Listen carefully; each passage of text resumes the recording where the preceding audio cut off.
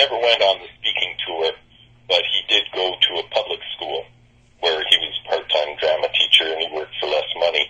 But he recently, I think just last week, paid a woman who was a student there $2.5 million for a non-disclosure agreement. Now, why would he pay an ex-student of his $2.5 million? Nobody knows. But now it's come out that he was caught in a student's house by the girl's father, and this girl was much younger than 17.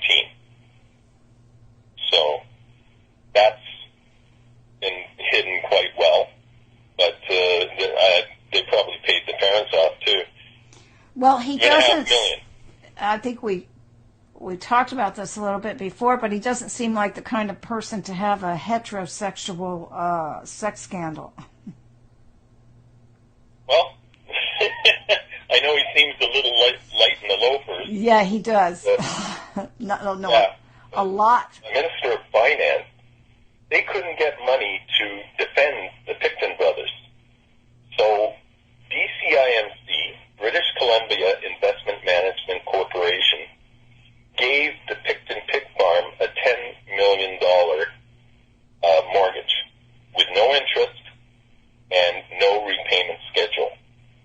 Then Carol Taylor, somehow, she got that changed around, so it was the BC government giving the mortgage. Now, what's up with that? Yeah. Well, it's just reminding me so much of Epstein. Yeah, and the more you look at it, the weirder it gets. So, that a pension management fund is giving a pig farm a $10 million mortgage. But last time we talked also, I asked about children. And you were talking about the native population. And I don't think we recorded this part or not. I'm not sure. But maybe we just talked about it. But, that the local native children were disappearing. Yeah. The local native children. And one of a chief out there of one of the Indian bands, he was, incensed, and he was trying to get to the bottom of it. And these prostitutes were disappearing from the east side of Vancouver. Well, his daughter was a lawyer in the east side of Vancouver, and his daughter ended up as the Attorney General of Canada, Jody Wilson-Raybould. So Jody Wilson-Raybould is she's a First Nations woman, and she's the first woman Attorney General in Canada, and she's the first First Nations Attorney General.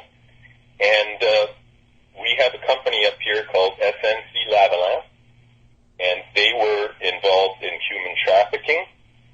They spent almost $2 million entertaining the Gaddafi brothers, the sons of Gaddafi, trying to get contracts in Libya, and that involved prostitutes, drugs, liquor, and that's against the law in Canada. And if you are found guilty, your company's found guilty of that, you do not get any government contracts for 10 years. So there's a lot at stake. So what they were doing was Trudeau and his people were pressuring Jody Wilson-Raybould constantly. She did record a couple of her conversations, and which I have on a thumb drive, by the way. And she ended up resigning from the positions. She said she couldn't break the law for Trudeau, and it didn't matter how many jobs were at stake. And then Trudeau